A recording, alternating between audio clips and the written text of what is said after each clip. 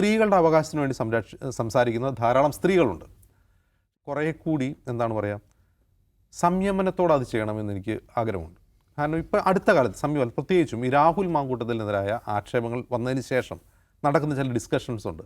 ഈ ഡിസ്കഷൻസിൻ്റെ പ്രശ്നം എന്താണെന്ന് വെച്ചാൽ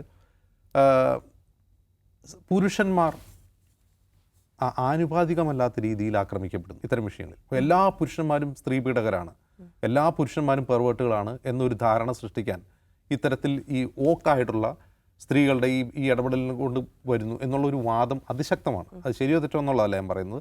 കാരണം എല്ലാ പുരുഷന്മാരും പെർവേർട്ടുകളാണ്, എല്ലാ പുരുഷന്മാരും സ്ത്രീ പീഡകരാണ്, എല്ലാ പുരുഷന്മാരും ഒറ്റയ്ക്ക് സ്ത്രീ കിട്ടിയാൽ ആക്രമിക്കുന്നവരാണ് എന്നൊരു പ്രതീതി സൃഷ്ടിക്കാൻ ഈ പ്രതികരണങ്ങൾ കാരണമാകുന്നു എന്നൊരു വാദമുണ്ട്. ആ വാദത്തിൽ കുറച്ചൊക്കെ ശരിയുണ്ട്. അതിന് കാരണം എല്ലാ പുരുഷന്മാരും പെർവേർട്ടുകളല്ല, എല്ലാ പുരുഷന്മാരും ഒറ്റയ്ക്ക് സ്ത്രീകളെ കണ്ടാൽ ആക്രമിക്കുന്നവരല്ല. മറ്റൊന്ന്, ഈ പുരുഷന്മാർ സ്ത്രീകളെ അപ്രോച്ച് ചെയ്യുന്നത് തന്നെ ഏതോ തരത്തിൽ ലൈംഗികമായി ചൂഷണം ചെയ്യാൻ വേണ്ടിയാണ്. ഒരുപക്ഷെ അവൻ നിങ്ങളുടെ അടുത്ത് മാന്യമായി പെരുമാറുന്നുണ്ടാകാം. അവൻ മാന്യതയുടെ ഉള്ളിൽ ഈ ഏത് പുരുഷനും എന്ത് ചെയ്യുന്നു, അവൻ്റെ ഉള്ളിലൊരു മൃഗമുണ്ട്. അതുകൊണ്ട് പുരുഷന്മാരോടെല്ലാം നിങ്ങൾ സൂക്ഷിച്ച് പെരുമാറണം എന്ന ഒരു മെസ്സേജ് ഇത്തരത്തിലുള്ള സോഷ്യൽ മീഡിയ പോസ്റ്റുകൾ, പ്രസ്താവനകളൊക്കെ നൽകുന്നുണ്ട്. അതും ഒരു പരിധിവരെ ശരിയാണ്. കാരണം എല്ലാ പുരുഷന്മാരെയും സ്ത്രീകൾ സംശയത്തോടെ വീക്ഷിക്കാനും അവരെ ഒരുതരം എന്താണ് പറയുക, പാരനോയിയോടെ നോക്കാനും തുടങ്ങിക്കഴിഞ്ഞാൽ ഈ സമൂഹത്തിൻ്റെ ഗതി എന്താവും? എല്ലാ പുരുഷന്മാരും ഇങ്ങനെയല്ല, ഒരിക്കലുമല്ല. അപ്പോൾ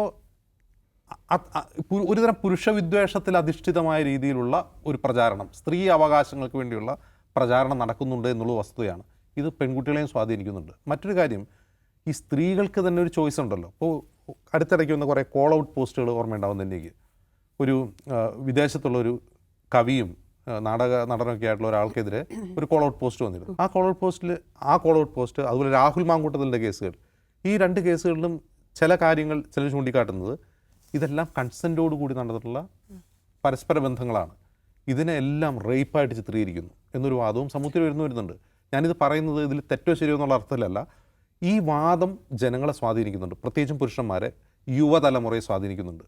ഈ സ്ത്രീകളെല്ലാം പുരുഷന്മാരെ കൊടുക്കാൻ നടക്കുന്ന ആളുകളാണ്. ഇത് പരസ്പരമുള്ള സ്ത്രീയും പുരുഷനും തമ്മിലുള്ള പരസ്പരമുള്ള ഒരു അവിശ്വാസം ഉണ്ടാകുന്നുണ്ട്.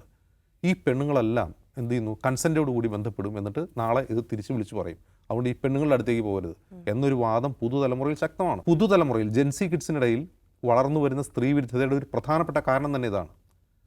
കാരണം ഇവരെ ഏത് വിധേന, ഇവർക്കിപ്പോൾ സൊസൈറ്റിയും ലീഗൽ സിസ്റ്റവും നൽകുന്ന പ്രിവിലേജ് ഉപയോഗിച്ച് ഏത് പുരുഷനെയും വേട്ടയാടാൻ കഴിയുന്ന പ്രിവിലേജിലാണ് ഇപ്പോൾ സ്ത്രീ ഉള്ളത് എന്ന് ധരിക്കുന്ന പുതുതലമുറയുണ്ട്. ഈ ഒരു അവിശ്വാസം മാറേണ്ടതുണ്ട്.